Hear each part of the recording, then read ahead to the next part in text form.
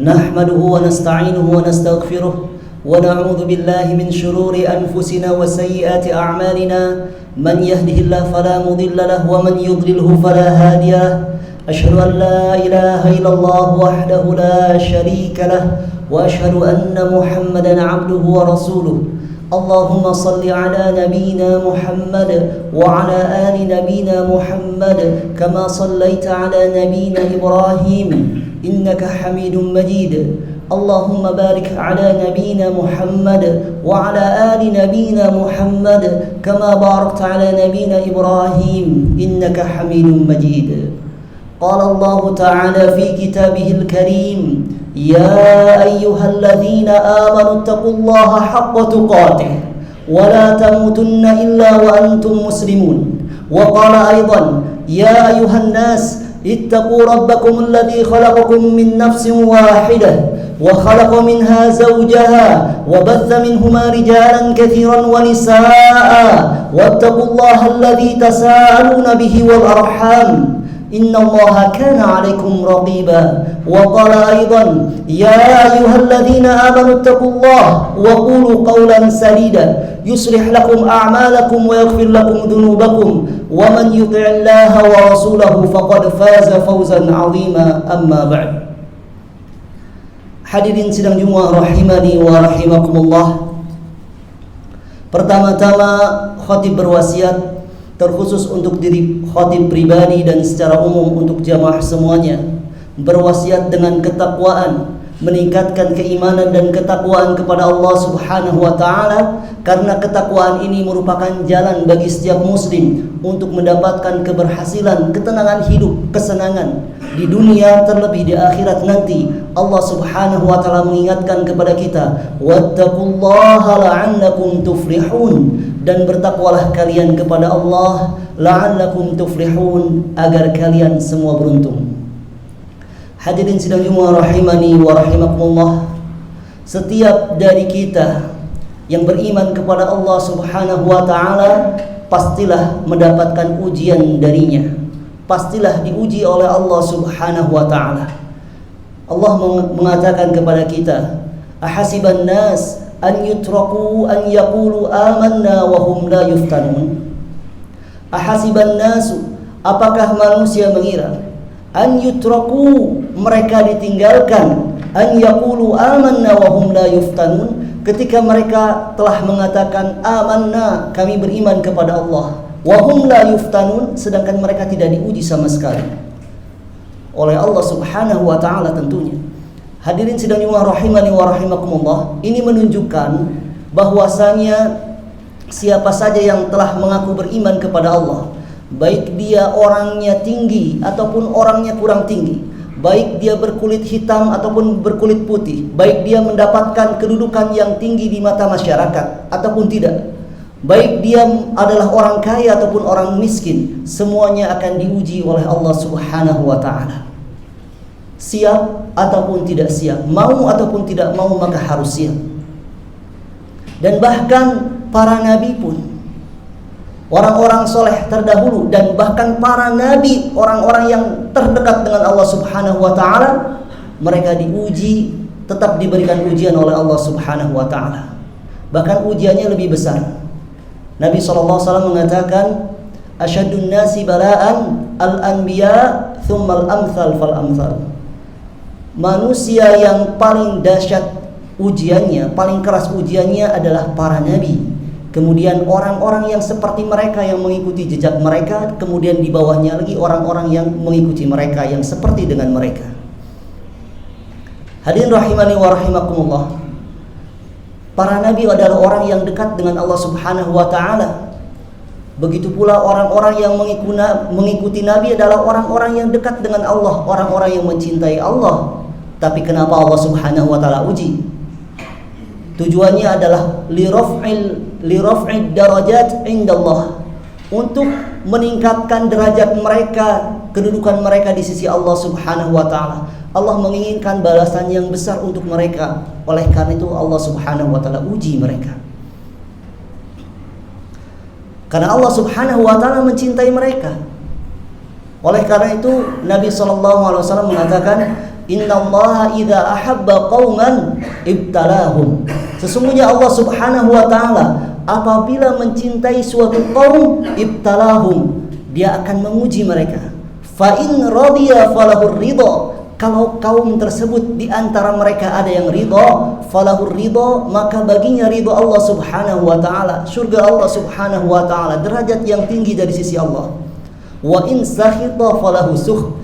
Kalau di antara kaum tersebut ada yang tidak terima dengan keputusan Allah Subhanahu wa taala, marah, benci dengan keputusan Allah Subhanahu wa taala, falahu sukh, maka baginya adalah kebencian dari Allah Subhanahu wa taala, murka dari Allah Subhanahu wa taala. Hadirin sidang Jumat rahimani wa rahimakumullah. Namun terkadang ujian itu datang kepada seseorang bukan untuk mengangkat derajatnya karena dia orang soleh, diangkat derajatnya di sisi Allah Subhanahu wa taala. Bukan hanya itu saja. Terkadang ujian itu datang kepada seseorang dikarenakan maksiat, keburukan-keburukan yang dia kerjakan, dan itu adalah musibah namanya, bukan lagi ujian, karena ujian itu untuk mengangkat derajat seseorang di sisi Allah Subhanahu wa taala. Adapun musibah Allah Subhanahu wa taala timpakan sebagai bentuk keadilan dari Allah Subhanahu wa taala karena hambanya selalu melampaui batas, berbuat zalim entah kepada orang lain, kepada keluarganya, atau bahkan kepada dirinya sendiri, melupakan hak-hak orang lain yang merupakan kewajiban dia sendiri. Maka dari itu Allah Subhanahu wa taala mengatakan, "Wa ma asabakum min ni'matin fabima kasabat wa ma asabakum min musibatin fabima kasabat aydikum wa ya'fu an katsir." Dan musibah apa saja, tak ada satu musibah pun yang menimpa kalian itu kecuali karena perbuatan tangan-tangan kalian. Menggolimi orang lain, menggolimi diri sendiri, bahkan menyakiti orang tua. Wa ya'fu an katsir. Namun walaupun demikian Allah Subhanahu wa taala memaafkan dosa-dosa yang banyak, tentunya bagi siapa saja yang mau kembali kepadanya. Hadirin sidang Jumat rahimani wa rahimakumullah. Maka musibah datang kepada seseorang ditujukan agar mereka kembali kepada Allah Subhanahu wa taala. La'allahum yarji'un, la'allahum yatadarra'un, agar mereka kembali kepada Allah, agar mereka mengikuti kembali aturan-aturan yang Allah Subhanahu wa taala tetapkan. Oleh karena itu, ketika datangnya musibah kepada kita, tentunya kita menginginkan kemudahan. Kita ingin mendapatkan jawaban. Ketika diberikan ujian oleh Allah Subhanahu wa taala, dipermudah melaluinya, diberikan kesabaran. Sehingga tentunya bagi orang yang soleh, naiklah derajatnya. Bagi orang yang suka bermaksiat, insaflah dia kembali kepada jalan Allah Subhanahu wa taala. Siapa di antara kita yang tidak menginginkan kemudahan ketika diberikan ujian? Di antara kemudahan yang Allah Subhanahu wa taala ajarkan kepada kita, yaitu dengan i'tiraf bidzunub, mengakui dosa-dosa, jujur dari dalam hati yang terdalam di hadapan Allah Subhanahu wa taala. Kita akui dosa-dosa kita. Sebagaimana kisah ini, hal ini telah dikisahkan oleh Allah Subhanahu wa taala di dalam Al-Qur'an tentang Nabi Yunus. Wa dhannuni idh dhahaba mughadiban. Dan ingatlah kisahnya Nabi Dhannun, yaitu Nabi Yunus alaihi salam. Idh dhahaba mughadiban, tatkala dia pergi dalam keadaan marah. Jadi hadirin rahimani wa rahimakumullah, Nabi Yunus itu pergi meninggalkan kaumnya dalam keadaan marah. Kenapa? Karena kaumnya tidak mau mengikuti petunjuknya, tidak mau mengikuti dakwahnya. Dan ini manusiawi sekali. Akan tetapi di mata Allah Subhanahu wa taala ini adalah kemaksiatan, salah satu dosa. Kenapa? Karena Allah Subhanahu wa taala belum mengizinkan Nabi Yunus untuk meninggalkan kaumnya. Ringkas cerita, Nabi Yunus pergi ke lautan, ke tepi laut, dan beliau menaiki sebuah kapal. Fadhanna allan naqdiru alaih. Maka dia, kata Allah Subhanahu wa taala, yaitu Nabi Yunus, itu tidak menyangka tidak menyangka bahwasanya kami akan menyempitkannya, yaitu memberikan ujian kepadanya. Jadi Nabi Yunus tidak nyangka Allah akan memberikan ujian kepadanya, musibah kepadanya setelah meninggalkan kaumnya. Tidak menyangka. Kemudian setelah berada di kapal, ternyata diundi, ya siapa yang akan dilemparkan ke lautan. Kenapa diundi? Karena kapalnya akan tenggelam. Setelah diundi, ternyata nama Nabi Yunus keluar. Bahkan di riwayat lain beberapa kali undian. Setelah ternyata nama Nabi Yunus yang keluar, dilemparkanlah Nabi Yunus ke lautan dan dimakanlah oleh ikan yang sangat besar. Fanada fi dhulumati, kemudian beliau menyeru Allah Subhanahu wa taala di dalam kegelapan-kegelapan. Di sini bagi hadirin yang pernah belajar bahasa Arab pasti mengetahui al-dhulumat ini menggunakan kata jamak dhulumat, kegelapan-kegelapan. Kegelapannya banyak hadirin semuanya. Bukan satu kegelapan tapi kegelapan-kegelapan.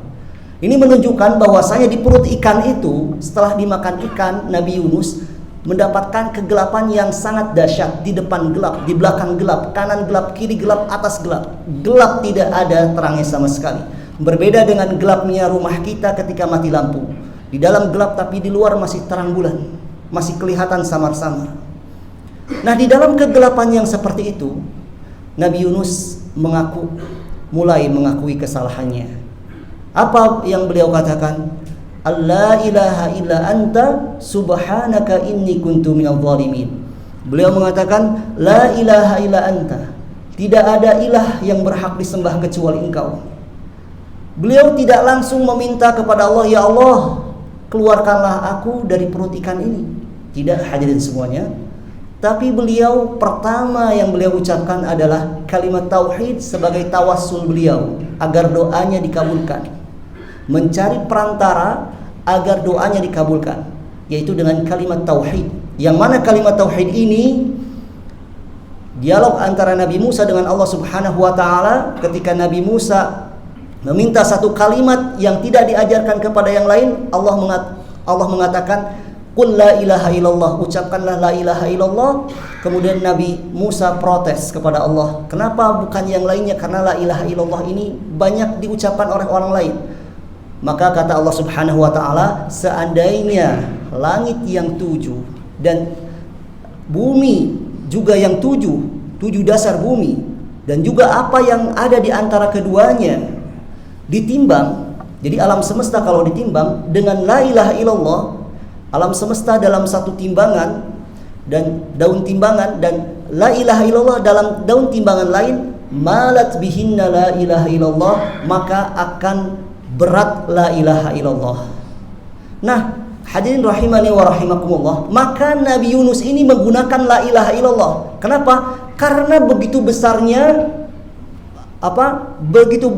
kuatnya la ilaha illallah itu, sampai langit dan bumi pun apabila ditimbang masih besar la ilaha illallah. Kemudian beliau melanjutkan setelah kalimat tauhid tersebut, subhanaka, maha suci engkau, memuji Allah Subhanahu wa taala sebelum melakukan atau meminta kepada Allah Subhanahu wa taala. Setelah kalimat tauhid kemudian memuji Allah Subhanahu wa taala, barulah beliau mengungkapkan apa yang ingin diungkapkannya. Beliau mengatakan, inni kuntu minadh dhalimin, sesungguhnya aku termasuk orang-orang yang zalim. Pertanyaannya di sini, di manakah doa Nabi Yunus untuk meminta dikeluarkan dari perut ikan? Maka jawabannya adalah tidak terlihat sama sekali. Namun setelah beliau mengatakan hal itu, ya Allah, aku ini termasuk orang-orang yang zalim, inni kuntu minadh dhalimin, maka setelah itu Allah Subhanahu wa taala menerima doanya dan Allah Subhanahu wa taala mengeluarkan Nabi Yunus dari perut ikan. Jadi hadirin rahimani wa rahimakumullah, dengan seseorang mengakui dosa yang pernah dilakukannya jujur dari dalam hati yang paling dalam di hadapan Allah Subhanahu wa taala, itu bisa meringankan, itu bisa mendatangkan pertolongan Allah Subhanahu wa taala ketika diberikan ujian ataupun musibah. Aqulu qauli hadza wa astaghfirullah li wa lakum wa lisairil muslimina min kulli dhanb innahu huwal ghafurur rahim.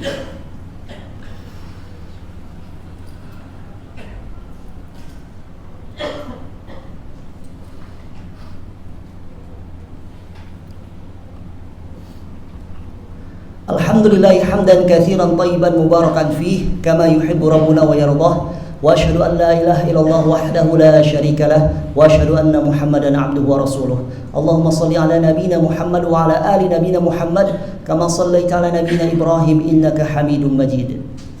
Qala Allah Ta'ala fi kitabihil karim, ya ayyuhalladzina amanu taqullaha haqqa tuqatih wa la tamutunna illa wa antum muslimun. Hadirin sidang Jumat rahimani wa rahimakumullah. Pada khutbah yang kedua ini tak lupa khatib mewasiatkan kembali ketakwaan. Usikum wa iyaya bitaqwallah faqad fazal muttaqun. Setelah kita mengetahui bahwasanya dengan mengakui dosa-dosa di hadapan Allah Subhanahu wa taala dengan jujur dari dalam hati yang terdalam, maka bisa mengeluarkan seseorang dari musibah, maka bisa mendatangkan jawaban kemudahan dari Allah Subhanahu wa taala.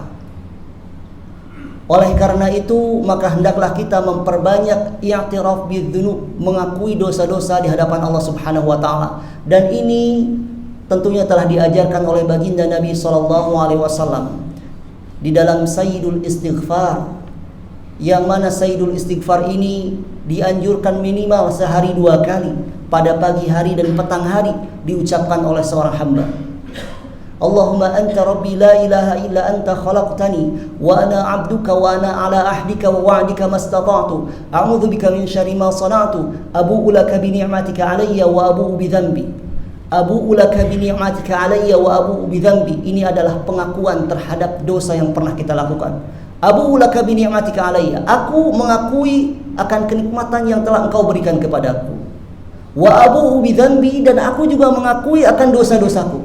Faghfirli fa innahu la yaghfiru dzunuba illa anta, maka ampunilah dosaku, tidak ada yang bisa mengampuni dosa selain engkau. Maka mudah-mudahan dengan mendawamkan i'tiraf bidzunub, kembali kepada Allah Subhanahu wa taala, semua penyakit yang kita rasakan, semua ujian yang Allah Subhanahu wa taala berikan kepada kita, entah diri kita, entah harta kita yang diuji, entah orang tua kita, entah anak kita, keluarga kita, Allah Subhanahu wa taala berikan jawaban, berikan kemudahan untuk melaluinya.